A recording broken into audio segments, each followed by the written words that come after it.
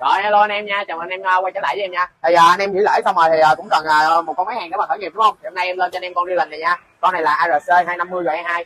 Thì con này á chuyên cho anh em sử dụng là que từ 2.5 cho tới 3.2 luôn nha. Đó, hiệu suất của nó là 85%. Thì con này vẫn sử dụng được que 4 chấm nhưng mà chỉ đạt công suất là 40% thôi nha. Và rất là ok.